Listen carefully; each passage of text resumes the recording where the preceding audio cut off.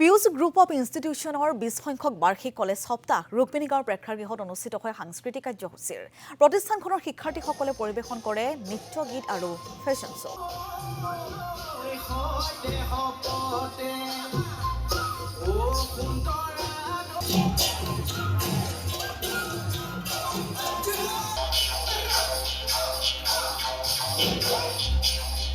ইনষ্টিটিউশ্যনছৰ পৰা আমাৰ এইটো অনুষ্ঠানটো হৈ আছে আৰু আমাৰ